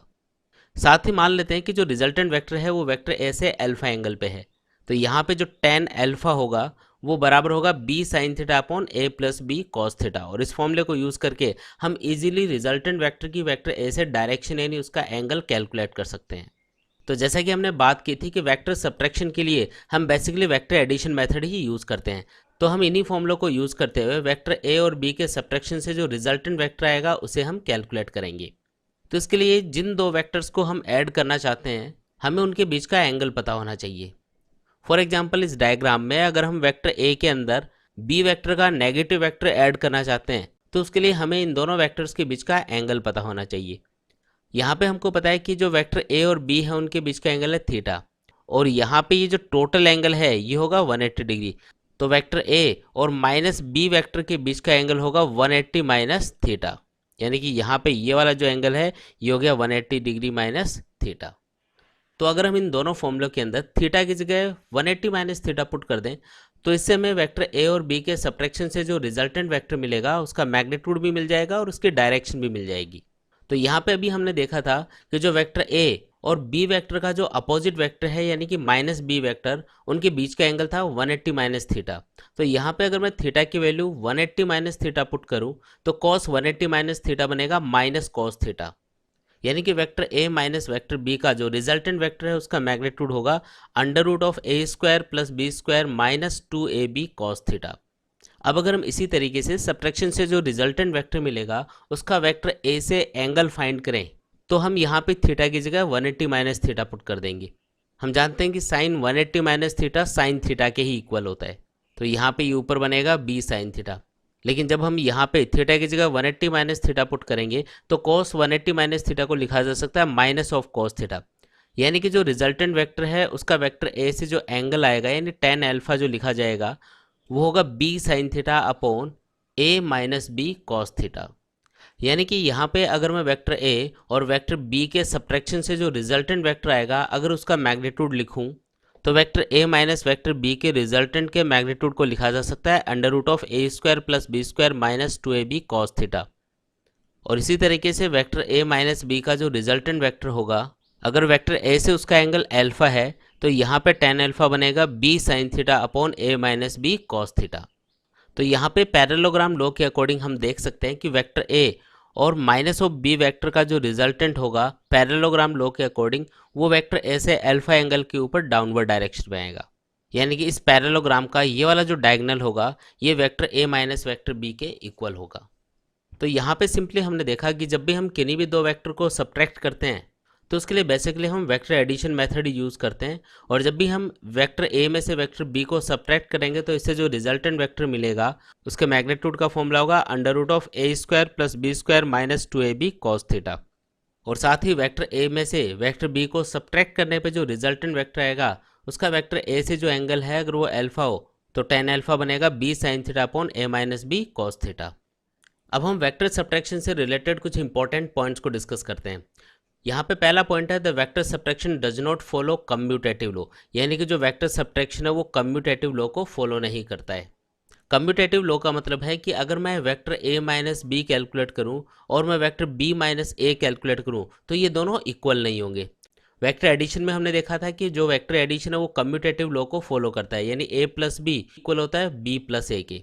लेकिन यहाँ पे जो वेक्टर ए माइनस वेक्टर बी है वो इक्वल नहीं होगा वेक्टर बी माइनस वेक्टर ए के, क्योंकि इनकी डायरेक्शन एक दूसरे के अपोजिट होती है। साथ ही जो वेक्टर सब्ट्रैक्शन है वो एसोसिएटिव लॉ को भी फॉलो नहीं करता है, यानी कि अगर मैं कैलकुलेट करूँ a माइनस बी और उससे जो भी रिजल्टेंट मिलेगा उसमें से वेक्टर c को सब्ट्रैक्ट कर दूँ और मैं कैलकुलेट करूँ b माइनस सी और उससे जो भी रिजल्टेंट मिलेगा उसको वेक्टर a में से सब्ट्रैक्ट कर दूँ तो ये दोनों इक्वल नहीं होंगे। इसका मतलब जो वेक्टर सब्ट्रैक्शन है वो एसोसिएटिव लॉ को फॉलो नहीं करता है। जब भी हम किन्हीं भी दो वेक्टर्स को सब्ट्रैक्ट करते हैं तो अगर दोनों वेक्टर्स का मैग्नीट्यूड इक्वल है तो उनके सब्ट्रैक्शन से जो रिजल्टेंट वेक्टर आएगा उसका फॉर्मूला होगा 2a साइन थीटा बाई 2। यहाँ पे a उन दोनों में से किसी भी एक वेक्टर का मैग्नीट्यूड है और थीटा यहाँ पे उन दोनों वेक्टर्स के बीच का एंगल होगा। यहाँ पे एक स्पेशल केस होता है कि जिन दो इक्वल मैग्नीट्यूड के वेक्टर्स को हम सब्ट्रैक्ट कर रहे हैं अगर उनके बीच का एंगल 60 डिग्री हो तो इससे जो रिजल्टेंट वेक्टर आएगा इस फॉर्मूले के अकॉर्डिंग उसका मैग्नीट्यूड भी स्मॉल a के इक्वल ही होगा। यानी कि हम कह सकते हैं कि दो इक्वल मैग्नीट्यूड के वेक्टर्स जिनके बीच का एंगल 60 डिग्री हो अगर उनका रिजल्टेंट फाइंड किया जाए तो उनका रिजल्टेंट भी उन्हीं के मैग्नीट्यूड के बराबर आता है। अगर हम किन्हीं भी दो वेक्टर्स को ऐड करते हैं और उन्हीं दो वेक्टर्स को अगर एक दूसरे से सब्ट्रैक्ट भी करते हैं तो उनका मैग्नीट्यूड एक दूसरे के बराबर एक ही कंडीशन में आ सकता है जब उन दोनों वेक्टर्स के बीच में एंगल 90 डिग्री हो, क्योंकि हम जानते हैं कि जब एंगल 90 डिग्री होगा तो वेक्टर एडिशन में जो रिजल्टेंट वेक्टर के मैग्नीट्यूड का फॉर्मूला होता है r equals to under root of A square plus B square plus 2ab cos theta, उसमें कॉस 90 बन जाएगा 0 और रिजल्टेंट का मैग्नीट्यूड आएगा under root of A square plus B square. और इसी तरीके से वेक्टर सब्ट्रैक्शन में जो रिजल्टेंट वेक्टर है उसके मैग्नीट्यूड का फॉर्मूला होता है r equals to under root of A square plus B square minus 2ab cos theta, और उसमें भी जब थीटा की वैल्यू 90 पुट करेंगे तो कॉस 90 0 बन जाएगा और आंसर आएगा r equals to under root of A square plus B square, यानी कि दोनों का मैग्नीट्यूड इक्वल होगा। और इसी तरीके से हमको याद रखना है कि अगर मैं वेक्टर ए में वेक्टर बी ऐड करता हूँ और साथ ही अगर वेक्टर ए में से वेक्टर बी को सब्ट्रैक्ट करता हूँ तो इन दोनों को हम एक ही कंडीशन में इक्वल पुट कर सकते हैं जब बी वेक्टर नल वेक्टर हो। अदरवाइज ये और किसी कंडीशन में पॉसिबल नहीं होगा। यानी कि वेक्टर ए प्लस वेक्टर बी इक्वल होगा वेक्टर ए माइनस वेक्टर बी के जब वेक्टर बी एक नल वेक्टर हो। वेक्टर सब्ट्रैक्शन में हमको याद रखना है कि कोई भी दो यूनिट वेक्टर जिनके बीच में एंगल 60 डिग्री हो, अगर एक दूसरे से सब्ट्रैक्ट किए जाएं तो उनका जो रिजल्टेंट वेक्टर आएगा वो भी एक यूनिट वेक्टर आएगा। चलिए अब हम बात करते हैं लेमिज थ्योरम के बारे में। देखिए, अगर हम किन्हीं भी तीन वेक्टर्स को किसी ट्राइंगल की तीन कंटिन्यूस लाइंस की फॉर्म में रिप्रेजेंट कर सकें तो इन तीनों वेक्टर्स का जो सम होगा वो हमेशा जीरो आएगा। जैसे कि आप इस डायग्राम में देख सकते हो कि यहाँ पे जो वेक्टर ए, वेक्टर बी और वेक्टर सी हैं वो इस ट्रायंगल के तीन कंटिन्यूस वेक्टर हैं, तो इनका जो रिजल्टेंट होगा वो हमेशा जीरो आएगा। यानी कि हम कहेंगे vector A plus vector B plus vector c equal to zero होगा। अगर हम इन तीनों वेक्टर्स को इन्हीं के पैरेलल आगे पीछे इस तरीके से सेट करें तो इसी डायग्राम को हम इस तरीके से भी रिप्रेजेंट कर सकते हैं। यहाँ पे जो वेक्टर ए, वेक्टर बी और वेक्टर सी है उनका पॉइंट ऑफ एप्लीकेशन सेम है। साथ ही इस डायग्राम में वेक्टर ए के सामने वाला जो एंगल है यानी वेक्टर बी और सी के बीच वाला एंगल है वो है अल्फा। वेक्टर बी के सामने वाला जो एंगल है यानी वेक्टर ए और वेक्टर सी के बीच का जो एंगल है वो है बीटा। और इसी तरीके से वेक्टर सी के सामने वाला जो एंगल है यानी कि वेक्टर बी और वेक्टर ए के बीच का जो एंगल है वो है गामा। तो लेमिज थ्योरम के अकॉर्डिंग इस डायग्राम के अंदर अगर हम किसी भी वेक्टर के मैग्नीट्यूड का उसके सामने वाले एंगल के साइन फंक्शन के साथ में रेशियो कैलकुलेट करें तो ये तीनों वेक्टर्स के लिए इक्वल आता है। यानी कि यहाँ पे हम लिख सकते हैं लेमिज थ्योरम के अकॉर्डिंग वेक्टर ए का magnitude divided by sine alpha, क्योंकि वेक्टर ए के सामने वाला एंगल है यहाँ पे अल्फा, ये इक्वल होगा वेक्टर बी के मैग्नीट्यूड अपॉन साइन बीटा के, क्योंकि यहाँ पे वेक्टर बी के सामने वाला एंगल है बीटा। और ये इक्वल होगा वेक्टर सी के magnitude divided by sine gamma के, क्योंकि वेक्टर सी के सामने वाला एंगल है गामा। तो यहाँ पे हमने ये समझा कि लेमिज थ्योरम के अकॉर्डिंग अगर हम किन्हीं भी तीन वेक्टर्स को किसी ट्रायंगल की तीन कंटिन्यूस लाइंस की फॉर्म में रिप्रेजेंट कर सकते हैं तो उन तीनों वेक्टर्स का जो वेक्टर एडिशन होगा वो हमेशा जीरो होगा। साथ ही उनमें से किसी भी वेक्टर के मैग्नीट्यूड और उसके सामने बाकी के दो वेक्टर्स के बीच में बनने वाले एंगल के साइन फंक्शन का जो रेशियो होगा वो कांस्टेंट होगा और तीनों वेक्टर्स के लिए इक्वल भी होगा। यानी कि simply a upon sine alpha, b upon sine beta और सी अपॉन साइन गामा हमेशा इक्वल रहेंगे। बेसिकली हम लेमिज थ्योरम को मैकेनिक्स में यूज़ करते हैं जब किसी भी पार्टिकल के ऊपर तीन फोर्सेज अप्लाइड हो और तीनों फोर्सेज का जो रिजल्टेंट है वो जीरो हो, यानी कि जो पार्टिकल है वो इक्विलिब्रियम कंडीशन में हो, तो उसके लिए हम लेमिज थ्योरम अप्लाई करते हैं। और इसकी हेल्प से इस रिलेशन का यूज़ करते हुए हम उनमें से किन्हीं भी दो फोर्सेज के बीच का एंगल या किसी भी फोर्स का मैग्नीट्यूड कैलकुलेट कर सकते हैं। आज की इस वीडियो में हम स्टडी करने वाले हैं कि किस तरीके से हम किसी भी वेक्टर को एक प्लेन के अंदर उसके रेक्टेंगुलर या ऑर्थोगोनल कंपोनेंट्स में डिवाइड कर सकते हैं। किसी भी वेक्टर के कंपोनेंट से हमारा मतलब ये होता है कि अगर उन कंपोनेंट्स को वापस से वेक्टरली ऐड किया जाए तो इससे हमें वही वेक्टर वापस मिल जाएगा जिसके वो कंपोनेंट्स होंगे। तो चलिए सबसे पहले हम ये देखते हैं कि रेक्टेंगुलर या ऑर्थोगोनल कंपोनेंट्स का मतलब क्या होता है। देखिए, अगर हम किसी भी वेक्टर को इस तरीके से स्प्लिट करते हैं कि उसके जो कंपोनेंट्स हैं अगर वो एक दूसरे के परपेंडिकुलर हों तो उन्हें हम उस वेक्टर के रेक्टेंगुलर या ऑर्थोगोनल कंपोनेंट्स कहेंगे। किसी भी वेक्टर के एक प्लेन के अंदर मैक्सिमम दो रेक्टेंगुलर कंपोनेंट्स किए जा सकते हैं। तो चलिए देखते हैं कि किस तरीके से हम एक वेक्टर को उसके रेक्टेंगुलर कंपोनेंट्स में डिवाइड कर सकते हैं। यहाँ पे जैसा कि आप इस डायग्राम में देख सकते हैं कि इसमें हमने एक वेक्टर ए को रिप्रेजेंट किया है। ये जो वेक्टर ए है ये एक्स एक्सिस से थीटा एंगल के ऊपर है। हम इस वेक्टर ए के एक्स एक्सिस और वाई एक्सिस के अलोंग दो रेक्टेंगुलर कंपोनेंट्स करना चाहते हैं, तो इसके लिए हम सिंपल ज्योमेट्री यूज़ करने वाले हैं। यहाँ पे वेक्टर ए के एक्स एक्सिस और वाई एक्सिस के अलोंग कंपोनेंट्स करने के लिए हम वेक्टर ए के हेड पे ये जो पॉइंट ए है यहाँ से एक्स एक्सिस और वाई एक्सिस के ऊपर दो नॉर्मल ड्रॉ करेंगे। पॉइंट ए से एक्स एक्सिस पे ड्रॉ किया गया नॉर्मल है ए बी और वाई एक्सिस के ऊपर ड्रॉ किया गया नॉर्मल है ए सी। इस डायग्राम के अंदर एक्स एक्सिस के अलोंग ये जो लेंथ ओ बी है इसे हम वेक्टर ए का एक्स एक्सिस के अलोंग प्रोजेक्शन या कंपोनेंट कहते हैं। इसी तरीके से वाई एक्सिस के अलोंग ये जो लेंथ ओ सी होगी इसे हम वेक्टर ए का वाई एक्सिस के अलोंग कंपोनेंट या प्रोजेक्शन कहेंगे। तो चलिए कैलकुलेट करते हैं कि इस वेक्टर ए का एक्स एक्सिस के अलोंग ये जो कंपोनेंट ओ बी है इसका मैग्नीट्यूड क्या होगा। तो यहाँ पे इस right angle triangle O A B में हम देख सकते हैं कि एंगल थीटा के सामने ये जो ए बी है ये होगा परपेंडिकुलर, ओ बी यहाँ पे बेस होगा और ओ ए यहाँ पे हाइपोटेनियस होगा। तो यहाँ पे कॉस थीटा लिखा जा सकता है बेस अपॉन हाइपोटेनियस, यानी कि कॉस थीटा इक्वल टू लिखा जा सकता है ओ बी अपॉन ओ ए। तो यहाँ से हम ओ बी को लिख सकते हैं ओ ए कॉस थीटा। यहाँ पे जो ओ ए है वो वेक्टर ए के मैग्नीट्यूड के बराबर होगा। साथ ही ये जो ओ बी है इसे हम वेक्टर ए का एक्स एक्सिस के लॉन्ग कंपोनेंट ए एक्स लिख सकते हैं। तो यहाँ से इक्वेशन बन जाती है a x equals to a cos theta. तो यहाँ से हम कह सकते हैं कि इस वेक्टर ए का थीटा से जुड़ा हुआ एक्स एक्सिस के लॉन्ग जो कंपोनेंट होगा वो होगा ए कॉस थीटा। अब इसी तरीके से हम इस वेक्टर ए का वाई एक्सिस के लॉन्ग जो कंपोनेंट ओ सी है वो फाइंड करेंगे। तो इसके लिए हम इस राइट एंगल ट्राइंगल में साइन थीटा इक्वल टू लिख सकते हैं परपेंडिकुलर अपॉन हाइपोटेनियस, यानी कि साइन थीटा इक्वल टू लिखा जा सकता है ए बी अपॉन ओ ए। तो यहाँ से ए बी बन जाएगा ओ ए साइन थीटा। हम जानते हैं कि जो ओ ए है वो वेक्टर ए के मैग्नीट्यूड के इक्वल होगा। साथ ही यहाँ पे जो ए बी है वो ओ सी के इक्वल ही होगा, और ये जो ओ सी होगा वो वेक्टर ए का वाई एक्सिस के लॉन्ग कंपोनेंट होगा। तो यहाँ पे इस इक्वेशन से हम लिख सकते हैं a y equals to a sine theta, यानी कि वेक्टर ए का वाई एक्सिस के लॉन्ग जो कंपोनेंट होगा वो होगा ए साइन थीटा। तो यहाँ पे सिंपली हमने ये समझा कि वेक्टर ए का थीटा से जुड़ा हुआ जो कंपोनेंट है वो होगा ए कोस थीटा, और जो दूसरा वाला कंपोनेंट है जो पहले वाले कंपोनेंट के परपेंडिकुलर होगा वो होगा ए साइन थीटा। अब हम जानते हैं कि जो एक्स एक्सिस के लॉन्ग यूनिट वेक्टर होता है उसे हम आई कैप कहते हैं, और जो वाई एक्सिस के लॉन्ग यूनिट वेक्टर होता है उसे हम जे कैप कहते हैं। तो वेक्टर ए का एक्स एक्सिस के लॉन्ग जो कंपोनेंट है उसे वेक्टर फॉर्म में लिखा जा सकता है o b equals to a cos theta i cap, और जो वेक्टर ए का वाई एक्सिस के लॉन्ग कंपोनेंट होगा उसे वेक्टर फॉर्म में लिखा जा सकता है o c equals to a sine theta j cap.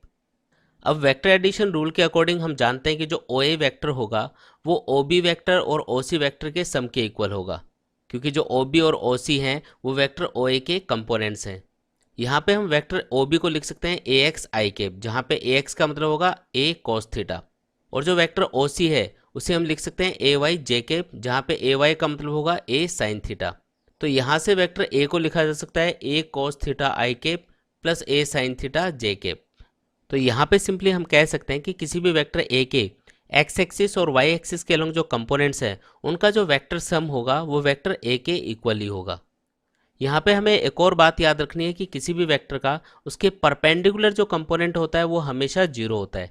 For example यहाँ पे ये जो वेक्टर ए है इसका 90 डिग्री एंगल पे ये जो कंपोनेंट होगा ये होगा ए कॉस 90, क्योंकि हमने पढ़ा था कि किसी भी वेक्टर का थीटा से जुड़ा हुआ जो कंपोनेंट है वो होता है ए कॉस थीटा।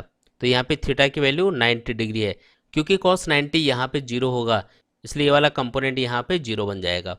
इसका मतलब ये है कि किसी भी वेक्टर का अगर हम उसके परपेंडिकुलर कंपोनेंट लेते हैं तो वो हमेशा जीरो आता है। इस वीडियो में हम बात करने वाले हैं कि किस तरीके से हम किसी भी वेक्टर को 3 डायमेंशन के अंदर उसके रेक्टेंगुलर कंपोनेंट्स में डिवाइड कर सकते हैं। 3 डायमेंशन के अंदर किसी भी वेक्टर को मैक्सिमम 3 रेक्टेंगुलर कंपोनेंट्स में डिवाइड किया जा सकता है। जैसा कि आप इस डायग्राम में देख सकते हैं कि इसमें हमने एक वेक्टर ए को रिप्रेजेंट किया हुआ है। इस वेक्टर का एक्स एक्सिस के लॉन्ग जो कंपोनेंट है वो है ए एक्स, वाई एक्सिस के लॉन्ग जिसका कंपोनेंट है वो है ए वाई, और इस वेक्टर का जेड एक्सिस के लॉन्ग जो कंपोनेंट है वो है ए जेड। इस डायग्राम के अकॉर्डिंग ओ ए वेक्टर को लिखा जा सकता है वेक्टर ए, और हम जानते हैं कि एक्स एक्सिस वाई एक्सिस और जेड एक्सिस के लॉन्ग जो यूनिट वेक्टर्स होते हैं उन्हें हम आई कैप जे कैप और के कैप कहते हैं। इसलिए जो ओ बी वेक्टर है उसको लिखा जा सकता है ए एक्स आई कैप, जो ओ सी वेक्टर है उसको लिखा जा सकता है ए वाई जे कैप, और जो ओ डी वेक्टर है उसको लिखा जा सकता है ए जेड के कैप। अगर हम वेक्टर ए के इन तीनों components A x a Y और ए जेड को वेक्टरली ऐड करेंगे तो इससे हमें रिजल्टेंट वेक्टर ए मिलेगा। तो यहाँ पे सबसे पहले हम ये कैलकुलेट करके देखते हैं कि इन components A x a Y और ए जेड की टर्म्स में वेक्टर ए का मैग्नीट्यूड क्या होगा। तो इसके लिए हम सिंपल ज्योमेट्री यूज़ करेंगे। यहाँ पे इस डायग्राम में आप देख सकते हैं कि इसमें हमने एक क्यूबॉइड को रिप्रेजेंट किया है। इस क्यूबॉइड की जो साइड्स हैं यानी कि इसकी जो लेंथ विड्थ और हाइट है वो ए एक्स ए वाई और ए जेड की इक्वल हैं। इस क्यूबॉइड के अंदर ये जो राइट एंगल ट्राइंगल है ओ ई ए, इसके लिए पाइथागोरस थ्योरम से लिखा जा सकता है base square plus perpendicular square equal to hypotenuse square. इस राइट एंगल ट्राइंगल के अंदर ओ ई को हम बेस मान लेते हैं, ई ए यहाँ पे परपेंडिकुलर होगा, और ये जो सबसे बड़ी लाइन है ओ ए इसे हम हाइपोटेनस बोल देते हैं। तो पाइथागोरस थ्योरम से यहाँ पे लिखा जा सकता है o a square equal to O E square plus E A square. साथ ही हम यहाँ पे देख सकते हैं कि ये जो एक्स जेड प्लेन के अंदर जो एक रेक्टेंगल बनेगा ओ बी ई डी, इसके अंदर ओ ई इस रेक्टेंगल का डायगोनल है, और हम जानते हैं कि रेक्टेंगुलर का जो डायगोनल होता है उसका जो स्क्वायर होगा वो इसकी साइड्स के स्क्वायर के सम के इक्वल होता है। यानी कि यहाँ पे ओ ई स्क्वायर को हम लिख सकते हैं O B square plus O D square. साथ ही इस डायग्राम से ये भी क्लियर है कि इस क्यूबॉइड की ये जो साइड है ई ए, ये साइड ओ सी के इक्वल होगी। तो अगर हम इस ओ ई स्क्वायर की वैल्यू इस सेकेंड इक्वेशन से उठाकर इस फर्स्ट इक्वेशन में पुट कर दें और साथ ही ई ए की जगह ओ सी पुट कर दें, तो इक्वेशन बन जाती है o a square equal to o B square plus O D square plus o c square. इस डायग्राम के अकॉर्डिंग जो ओ ए स्क्वायर है उसे लिखा जा सकता है ए स्क्वायर, जो ओ बी स्क्वायर है उसे लिखा जा सकता है ए एक्स स्क्वायर, जो ओ डी स्क्वायर है उसको हम लिख सकते हैं ए वाई स्क्वायर, और जो ओ सी स्क्वायर है उसको लिखा जा सकता है ए जेड स्क्वायर। तो यहाँ पे अगर हम इस इक्वेशन में दोनों साइड में अंडर रूट कर दें तो ये इक्वेशन बन जाती है a equals to under root of a x square plus a y square plus a z square. तो यहाँ पे इस इक्वेशन से सिंपली हम समझ सकते हैं कि किसी भी वेक्टर के 3 डायमेंशन के अंदर जो रेक्टेंगुलर कंपोनेंट्स होते हैं उनका स्क्वायर करके अगर हम ऐड कर लें और उसके बाद में उसका अंडर रूट कर दें तो इससे हमें उनके रिजल्टेंट वेक्टर का मैग्नीट्यूड मिल जाएगा। तो चलिए अब हम देखते हैं कि जो वेक्टर a हैं उनके एक्स एक्सिस, वाई एक्सिस और जेड एक्सिस के अलॉन्ग जो कंपोनेंट्स होंगे उनका मैग्नीट्यूड क्या होगा। तो यहाँ पे मान लेते हैं कि इस वेक्टर a का एक्स एक्सिस के साथ में जो एंगल है वो है अल्फा, वाई एक्सिस के साथ में जो एंगल है वो है बीटा, और इस वेक्टर a का जेड एक्सिस के साथ में जो एंगल बन रहा है वो है गामा। अब हम जानते हैं कि जब हम किसी भी वेक्टर के 2 डायमेंशन के अंदर यानी कि किसी प्लेन के अंदर 2 रेक्टेंगुलर कंपोनेंट्स करते हैं तो उस वेक्टर का थीटा से जुड़ा हुआ जो कंपोनेंट है वो हमेशा कोस थीटा होता है और जो दूसरे वाला कंपोनेंट है वो हमेशा साइन थीटा होता है। तो यहाँ पे जैसा कि हम देख सकते हैं कि जो वेक्टर a है उसका एक्स एक्सिस के साथ में जो एंगल है वो है अल्फा, तो इस वेक्टर a का एक्स एक्सिस के अलॉन्ग जो कंपोनेंट होगा ए एक्स उसको लिखा जा सकता है a कोस अल्फा। इसी तरीके से इस वेक्टर a का वाई एक्सिस के अलॉन्ग जो कंपोनेंट होगा उसे हम लिख सकते हैं a y equals to a cos beta, क्योंकि y एक्सिस के साथ इस वेक्टर का जो बनने वाला एंगल है वो है बीटा। इसी तरीके से इस वेक्टर a का z एक्सिस के साथ में बनने वाला एंगल है गामा, तो इस वेक्टर a का z एक्सिस के अलॉन्ग जो कंपोनेंट होगा उसको लिखा जाएगा a cos गामा। यानी कि सिंपली हम कह सकते हैं कि इस वेक्टर a का x एक्सिस के अलॉन्ग जो कंपोनेंट है वो होगा ax equal to a cos alpha, y axis के अलॉन्ग जो कंपोनेंट होगा वो होगा ay equal to a cos beta, और जो z एक्सिस के अलॉन्ग कंपोनेंट है वो होगा az equals to a cos gamma. तो इन इक्वेशन से हम cos अल्फा इक्वल टू लिख सकते हैं ax अपॉन a, जो cos बीटा है उसको लिखा जा सकता है ay अपॉन a, और जो cos गामा है उसे लिखा जा सकता है az अपॉन a। यहाँ पे जो cos अल्फा, cos बीटा और cos गामा है उन्हें हम इस वेक्टर a के डायरेक्शनल कोसाइंस कहते हैं। अब हम जानते हैं कि जो रिजल्टेंट वेक्टर a है उसके स्क्वायर को लिखा जा सकता है a square equal to a x square plus a y square plus a z square. तो अगर हम इन इक्वेशन से ए एक्स, ए वाई और ए जेड की वैल्यू यहाँ पे पुट कर दें तो ये इक्वेशन बन जाती है a square equal to A square cos square alpha plus a square cos square beta plus a square cos square gamma. तो यहाँ पे हम देख सकते हैं कि जो a स्क्वायर है वो दोनों साइड में कैंसिल हो जाएगा, तो जो इक्वेशन है उसको सिंप्लीफाई करके लिखा जा सकता है cos square alpha plus cos square beta plus cos square gamma equal to 1, जो कि directional cosines cos alpha, cos beta और कॉस गामा के बीच का एक इंपॉर्टेंट रिलेशन है। हम जानते हैं कि जो कॉस स्क्वायर अल्फा है उसको लिखा जा सकता है 1 माइनस साइन स्क्वायर अल्फा, जो कॉस स्क्वायर बीटा है उसको लिखा जा सकता है 1 माइनस साइन स्क्वायर बीटा, और जो कॉस स्क्वायर गामा है उसको लिखा जा सकता है 1 माइनस साइन स्क्वायर गामा। तो जब हम इस इक्वेशन को सॉल्व करेंगे तो इक्वेशन को सिंप्लीफाई करने पे इक्वेशन बन जाती है sine square alpha plus sine square beta plus sine square gamma equal to 2। तो ये कुछ इंपॉर्टेंट रिलेशंस हैं जो हमें याद रखने हैं। तो चलिए अब हम कुछ इंपॉर्टेंट पॉइंट्स के बारे में बात करते हैं।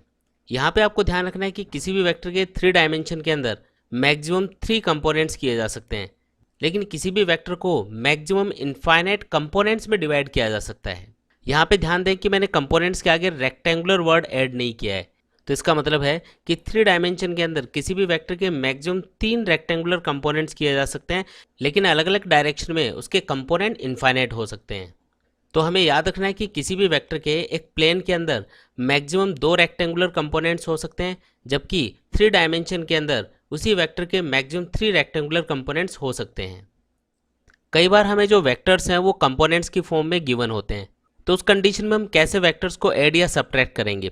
तो मान लेते हैं कि जैसे कि ये कोई वेक्टर है a, जिसको कंपोनेंट्स की टर्म्स में लिखा जा सकता है a x I cap plus a Y J cap plus a Z के कैप।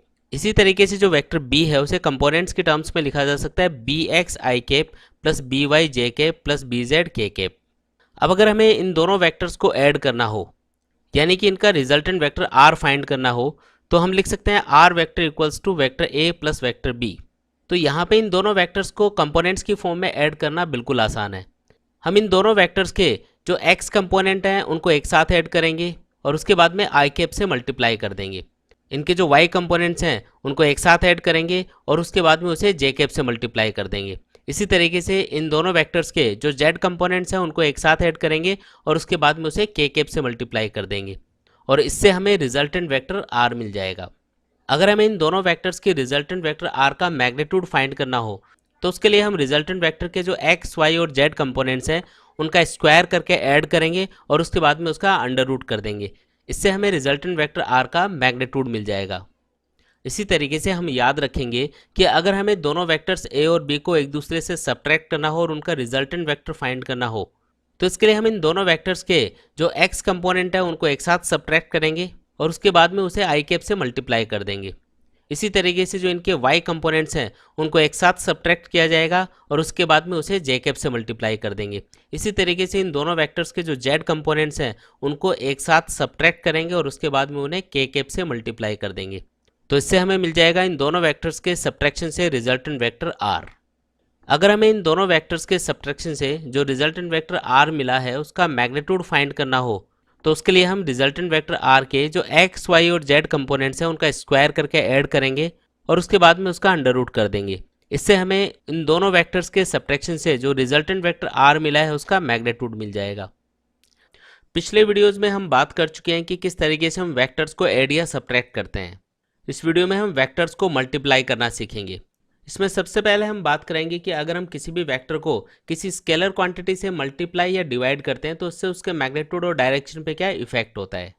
और उसके बाद में हम सीखेंगे कि किन्हीं भी दो वेक्टर्स का स्केलर या डॉट प्रोडक्ट कैसे किया जाता है। तो चलिए शुरू करते हैं। सबसे पहले हम बात करेंगे कि अगर हम किसी भी वेक्टर को किसी स्केलर से मल्टीप्लाई या डिवाइड करते हैं तो उससे उस पर क्या फ़र्क पड़ता है। देखिए, अगर हम किसी भी वेक्टर ए को किसी पॉजिटिव स्केलर के से मल्टीप्लाई करेंगे तो इससे जो रिजल्टेंट वेक्टर है उसका जो मैग्नीट्यूड है वो वेक्टर ए के मैग्नीट्यूड का के टाइम्स हो जाता है, लेकिन उसकी जो डायरेक्शन है वो वेक्टर ए के एलोंग ही रहती है। यहाँ पे हमको एक बात ध्यान रखनी है कि अगर ये स्केलर के नेगेटिव होता तो उस कंडीशन में जो रिजल्टेंट वेक्टर है उसका जो मैग्नीट्यूड है वो वेक्टर ए के मैग्नीट्यूड का के टाइम्स होता, लेकिन उसकी डायरेक्शन वेक्टर ए के अपोजिट डायरेक्शन में होती। क्योंकि हम जानते हैं कि अगर किसी भी वेक्टर के आगे नेगेटिव सिंबल लगता है तो उसकी डायरेक्शन पहले से अपोजिट हो जाती है। साथ ही अगर हम किसी भी वेक्टर ए को किसी पॉजिटिव स्केलर के से डिवाइड करते हैं तो इससे जो रिजल्टेंट वेक्टर है उसका जो मैग्नीट्यूड है वो वेक्टर ए के मैग्नीट्यूड का 1/k टाइम्स हो जाता है और उसकी जो डायरेक्शन है वो वेक्टर ए के एलोंग ही रहती है।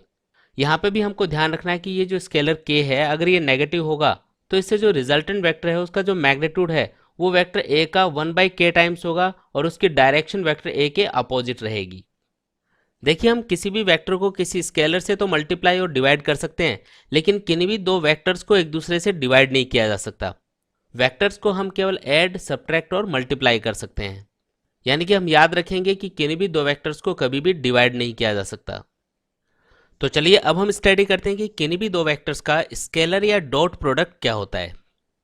देखिए, कई बार दो वेक्टर क्वांटिटीज का मल्टीप्लिकेशन एक स्केलर क्वांटिटी होती है, तो उस कंडीशन में उन दोनों वेक्टर्स का स्केलर या डॉट प्रोडक्ट किया जाता है। फॉर एग्जांपल, अगर मैं फोर्स और डिस्प्लेसमेंट को मल्टीप्लाई करता हूं तो इससे मुझे वर्क मिलेगा। यहाँ पे जो फोर्स और डिस्प्लेसमेंट हैं वो वेक्टर क्वांटिटीज हैं, जबकि जो वर्क है वो एक स्केलर क्वांटिटी है।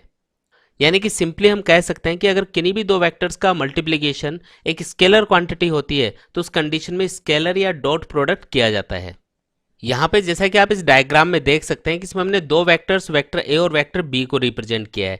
इन दोनों वेक्टर्स के बीच का एंगल है थीटा। अगर हम किन्हीं भी दो वेक्टर्स के मैग्नीट्यूड्स को उन दोनों वेक्टर्स के बीच के एंगल थीटा के कॉस फंक्शन से मल्टीप्लाई कर दें तो वो उन दोनों वेक्टर्स के स्केलर या डॉट प्रोडक्ट के इक्वल होगा। किन्हीं भी दो वेक्टर्स ए और बी के स्केलर या डॉट प्रोडक्ट को उन दोनों वेक्टर्स के बीच में डॉट के सिंबल से रिप्रेजेंट किया जाता है। तो यहाँ पे जो वेक्टर ए और बी का डॉट प्रोडक्ट होगा यानी कि ए डॉट बी होगा वो इक्वल लिखा जा सकता है ए बी कॉस थीटा के। यहाँ पे ए और बी का मतलब है magnitudes of vector a and b, और थीटा यहाँ पे वेक्टर ए और बी के बीच का एंगल होगा।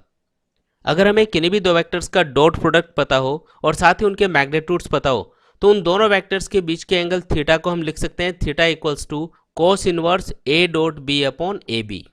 यानी कि इस फॉर्मूले को यूज़ करके हम किन्हीं भी दो वेक्टर्स के बीच का एंगल फाइंड कर सकते हैं। तो चलिए अब हम वेक्टर मल्टीप्लिकेशन से रिलेटेड कुछ इंपॉर्टेंट पॉइंट्स को डिस्कस करते हैं। यहाँ पे पहला पॉइंट है कि किन्हीं भी दो वेक्टर्स का स्केलर या डॉट प्रोडक्ट हमेशा एक स्केलर क्वांटिटी होती है। अगर उन दोनों वेक्टर्स के बीच का एंगल 90 डिग्री से छोटा होगा तो उस कंडीशन में cos थीटा पॉजिटिव रहेगा। तो उस सिचुएशन में उन दोनों वेक्टर्स का जो स्केलर प्रोडक्ट है वो एक पॉजिटिव वैल्यू रहेगी। इसी तरीके से अगर दोनों वेक्टर्स के बीच का एंगल 90 डिग्री से ज़्यादा हो तो उस कंडीशन में cos थीटा नेगेटिव होगा और इस सिचुएशन में दोनों वेक्टर्स का जो स्केलर प्रोडक्ट है वो एक नेगेटिव वैल्यू होगी। जो स्केलर प्रोडक्ट है वो कम्यूटेटिव लॉ को फॉलो करता है। इसका मतलब है vector a dot vector b equal होगा वेक्टर बी डॉट वेक्टर ए के। यानी कि अगर हम वेक्टर ए और बी का ऑर्डर चेंज कर देते हैं तो इससे इनके स्केलर प्रोडक्ट पे कोई फर्क नहीं पड़ता। इसलिए हम कह सकते हैं कि जो स्केलर प्रोडक्ट है वो कम्यूटेटिव लॉ को फॉलो करता है। जो स्केलर प्रोडक्ट है वो डिस्ट्रीब्यूटिव लॉ को भी फॉलो करता है। इसका मतलब है a dot b plus c को लिखा जा सकता है a dot b plus a dot c. साथ ही हम जानते हैं कि जो वेक्टर ए और बी का डॉट प्रोडक्ट है उसको लिखा जाता है ए बी कॉस थीटा। यहाँ पे अगर थीटा की वैल्यू 0 डिग्री होगी तो उस कंडीशन में कॉस थीटा मैक्सिमम यानी कि 1 रहेगा और उस कंडीशन में उन दोनों वेक्टर्स का जो डॉट प्रोडक्ट है उसकी वैल्यू मैक्सिमम आएगी यानी कि ए इंटू बी के इक्वल होगी। यानी कि सिंपली हम कह सकते हैं कि जब भी किन्हीं भी दो वेक्टर्स के बीच का एंगल 0 डिग्री होगा तो उस कंडीशन में उन दोनों वेक्टर्स का स्केलर प्रोडक्ट मैक्सिमम होगा। अगर किन्हीं भी दो वेक्टर्स के बीच का एंगल 90 डिग्री होता है तो उस कंडीशन में cos थीटा की वैल्यू 0 होगी यानी कि उन दोनों वेक्टर्स का स्केलर प्रोडक्ट 0 होगा। या हम इसका उल्टा भी कह सकते हैं कि अगर किन्हीं भी दो वेक्टर्स का स्केलर प्रोडक्ट या डॉट प्रोडक्ट 0 होता है तो उस कंडीशन में दोनों वेक्टर्स एक दूसरे के परपेंडिकुलर होंगे यानी कि उनके बीच का एंगल 90 डिग्री होगा।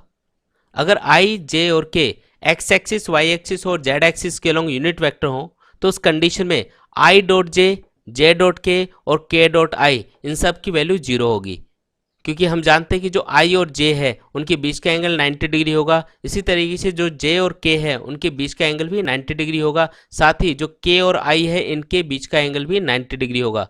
इसका मतलब इनका डॉट प्रोडक्ट 0 होगा।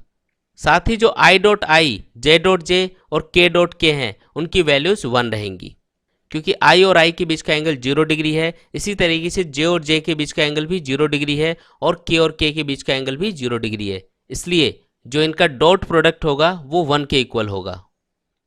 कई बार हमें जो वेक्टर्स हैं वो x, y और z कंपोनेंट्स की फॉर्म में गिवन होते हैं। फॉर एग्जाम्पल यहाँ पे जो वेक्टर a है उसे कंपोनेंट्स की फॉर्म में लिखा जा सकता है ax i cap plus ay j cap plus az k cap.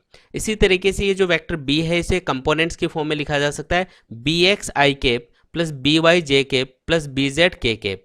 तो हम जानते हैं कि जो i डॉट i है, j डॉट j है और जो k डॉट k है ये सब 1 होते हैं। इसके अलावा जो i dot j, j dot k और k डॉट i होते हैं ये सब 0 होते हैं। इसलिए a डॉट b को लिखा जा सकता है ax bx plus ay by plus az bz। बाकी टर्म्स यहाँ पे 0 रहेंगी। तो इस तरीके से अगर कोई भी दो वेक्टर कंपोनेंट्स की फॉर्म में गिवन हो और हमें उन दोनों वेक्टर्स का डॉट प्रोडक्ट करना हो तो सिंपली हम उनके जो x कंपोनेंट्स हैं उनको एक साथ मल्टीप्लाई कर लेंगे, जो y कंपोनेंट्स हैं उनको एक साथ मल्टीप्लाई कर लेंगे और जो z कंपोनेंट्स हैं उनको एक साथ मल्टीप्लाई कर लेंगे और उसके बाद में उन सबको ऐड कर लेंगे। इससे हमारे पास उन दोनों वेक्टर्स का डॉट प्रोडक्ट आ जाएगा। साथ ही हमको याद रखना है कि किसी भी वेक्टर को किसी दूसरे वेक्टर से डिवाइड नहीं किया जा सकता। वेक्टर्स के लिए केवल एडिशन, सब्ट्रैक्शन और मल्टीप्लिकेशन किया जाता है। कभी भी हम दो वेक्टर्स को एक दूसरे से डिवाइड नहीं करते हैं। लास्ट वीडियो में हमने किन्हीं भी दो वेक्टर्स का स्केलर या डॉट प्रोडक्ट स्टडी किया था। इस वीडियो में हम बात करने वाले हैं कि दो वेक्टर्स का वेक्टर या क्रॉस प्रोडक्ट कैसे किया जाता है। तो चलिए शुरू करते हैं। तो देखो, कई बार क्या होता है कि जब हम दो वेक्टर क्वांटिटीज को मल्टीप्लाई करते हैं तो उनका मल्टीप्लिकेशन भी एक वेक्टर क्वांटिटी होती है। तो उस कंडीशन में उन दोनों वेक्टर्स का वेक्टर या क्रॉस प्रोडक्ट किया जाता है। फॉर एग्जाम्पल, सर्कुलर मोशन में जब हम एंगुलर वेलोसिटी को सर्कुलर मोशन करने वाले पार्टिकल के पोजीशन वेक्टर से मल्टीप्लाई करते हैं तो इससे हमें पार्टिकल की लीनियर वेलोसिटी मिलती है। यहाँ पर एंगुलर वेलोसिटी पोजीशन वेक्टर और लीनियर वेलोसिटी ये तीनों ही वेक्टर क्वांटिटीज होती हैं। इसलिए हम एंगुलर वेलोसिटी और पोजीशन वेक्टर का वेक्टर या क्रॉस प्रोडक्ट करके पार्टिकल की लीनियर वेलोसिटी कैलकुलेट करते हैं। तो जैसा कि आप इस डायग्राम में देख सकते हैं कि इसमें हमने दो वेक्टर्स वेक्टर ए और वेक्टर बी को रिप्रेजेंट किया है। इन दोनों वेक्टर्स के बीच का एंगल है थीटा। हमें इन दोनों वेक्टर्स का वेक्टर या क्रॉस प्रोडक्ट करके देखना है। देखिए, अगर हम ग्राफिकल मेथड के अकॉर्डिंग देखें तो दो वेक्टर्स के वेक्टर प्रोडक्ट का मतलब होता है उन दोनों वेक्टर से बनने वाले पैरेललोग्राम का एरिया। लेकिन अगर हम एनालिटिकल मेथड यूज करें तो इस मेथड के अकॉर्डिंग अगर मैं इन दोनों वेक्टर्स के मैग्नीट्यूड को इन दोनों वेक्टर्स के बीच में जो एंगल थीटा है उसके साइन फंक्शन से मल्टीप्लाई कर दूं तो वो इन दोनों वेक्टर्स के वेक्टर प्रोडक्ट से मिलने वाले वेक्टर के मैग्नीट्यूड के इक्वल होगा।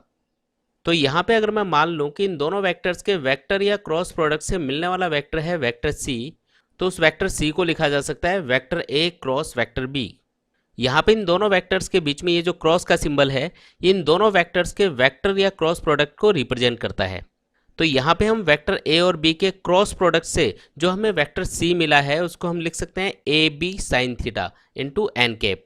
यहाँ पे ए का मतलब है magnitude of vector A, b का मतलब है मैग्नीट्यूड ऑफ वेक्टर बी और साइन थीटा में थीटा का मतलब है angle between vector a and b. अब यहाँ पे इस एन कैप का मतलब क्या है? देखिए, यहाँ पे जो वेक्टर ए और बी के क्रॉस प्रोडक्ट से जो रिजल्टेंट वेक्टर सी मिला है उसके डायरेक्शन को रिप्रेजेंट करने के लिए हम इस नॉर्मल यूनिट वेक्टर को यूज़ करते हैं। तो यहाँ पे हमको याद रखना है कि किन्हीं भी दो वेक्टर्स के क्रॉस प्रोडक्ट से मिलने वाले रिजल्टेंट वेक्टर की डायरेक्शन कैलकुलेट करने के लिए हम राइट हैंड स्क्रू रूल या फिर right hand thumb rule use करते हैं। तो चलो पहले हम ये देखते हैं कि ये राइट हैंड स्क्रू रूल या राइट हैंड थंब रूल होता क्या है। तो देखो, जिन दो वेक्टर्स का हमें वेक्टर प्रोडक्ट करना होता है सबसे पहले हम उन्हें टेल टू टेल ज्वाइन करेंगे। फॉर एग्जाम्पल, अगर हमें वेक्टर ए और वेक्टर बी का क्रॉस प्रोडक्ट करना है तो इन्हें हम टेल टू टेल ज्वाइन करेंगे और इनके बीच में बनने वाला छोटे वाला एंगल देखेंगे। यहाँ पे ये एंगल है थीटा। अब राइट एंड थंब रूल के अकॉर्डिंग अगर हमें ए क्रॉस बी कैलकुलेट करना है तो इसके लिए हम फर्स्ट वेक्टर यानी वेक्टर ए की डायरेक्शन में राइट हैंड फिंगर्स को स्ट्रेच करेंगे यानी कि सीधा रखेंगे और उसके बाद में वेक्टर बी की डायरेक्शन में राइट हैंड फिंगर्स को घुमाएंगे। तो इस कंडीशन में जो राइट हैंड थंब होगा वो इन दोनों वेक्टर्स ए और बी के क्रॉस प्रोडक्ट से मिलने वाले वेक्टर की डायरेक्शन को रिप्रेजेंट करेगा।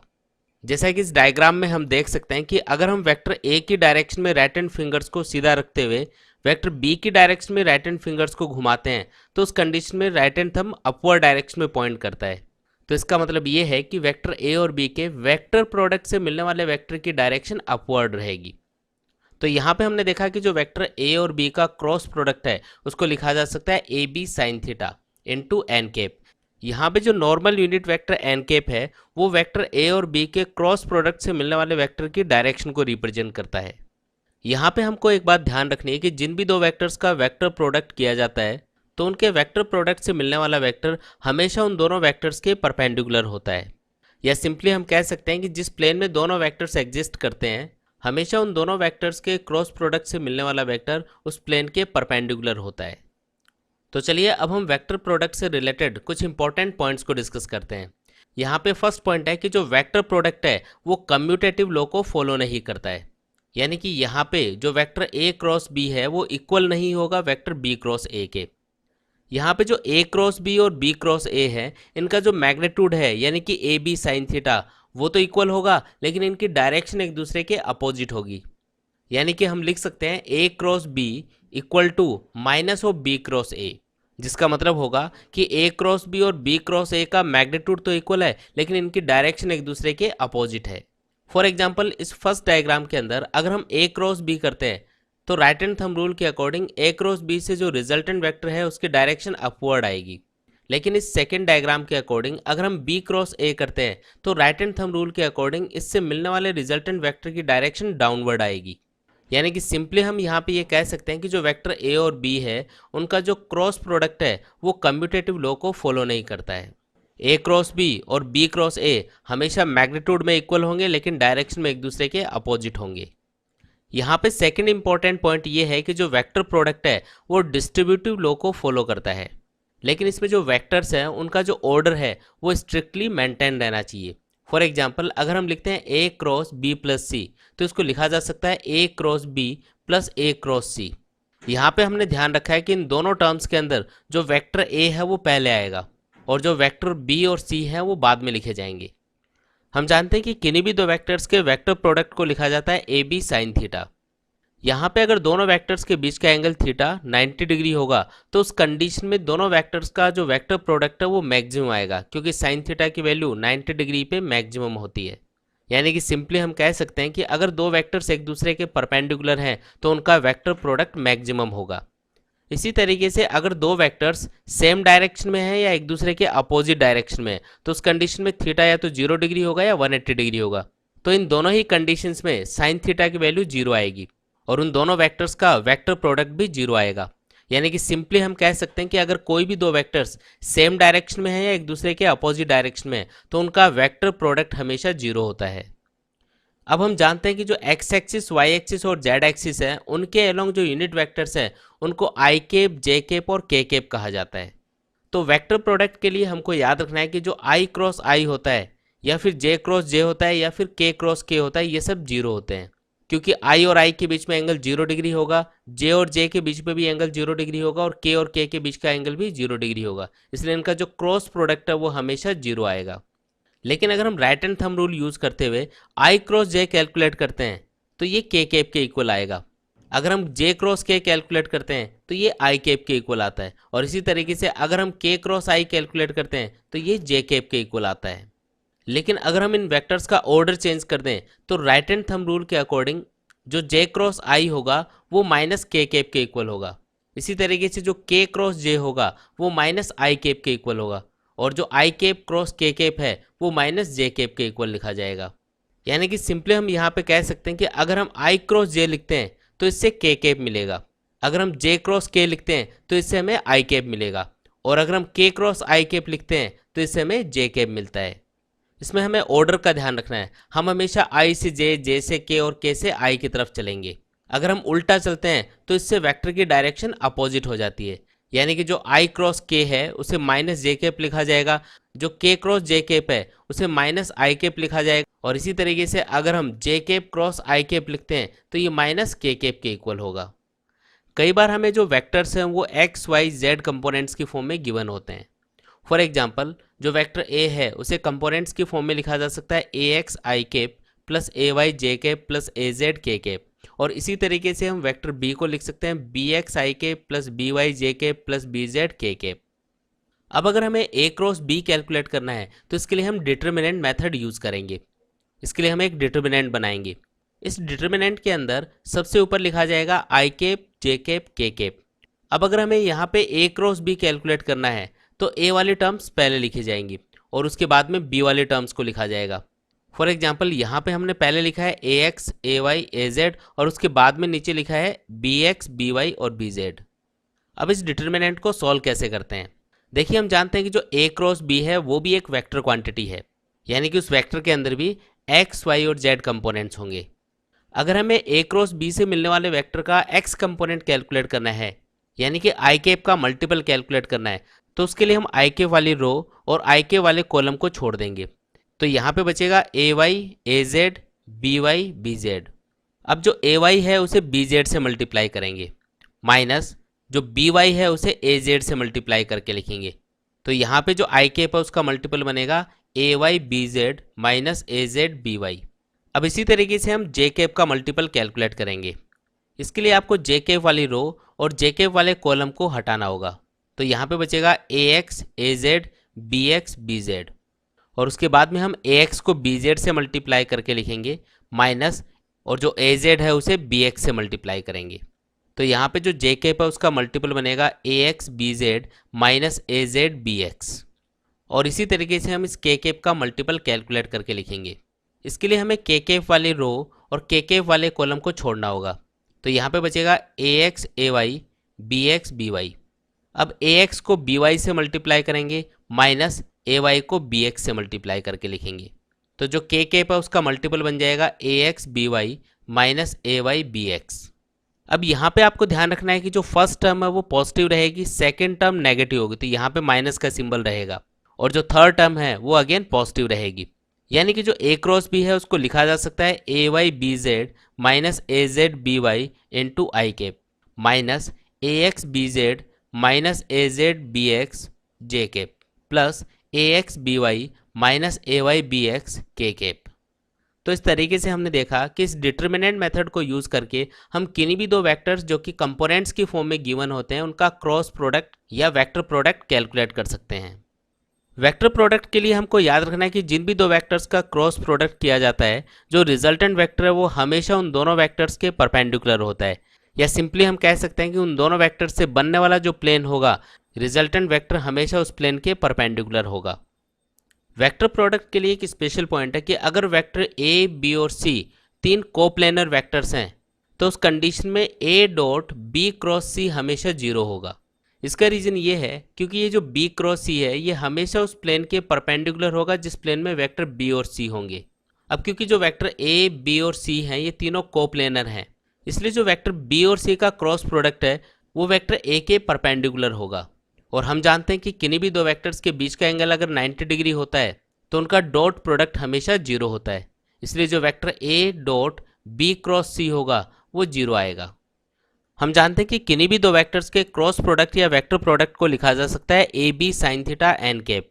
तो यहाँ पे अगर हमें कभी पूछा जाए कि एक यूनिट वेक्टर ऐसा बताओ जो वेक्टर ए और बी के परपेंडिकुलर हो, तो हम लिख सकते हैं n cap equals to a cross b upon magnitude of a cross B.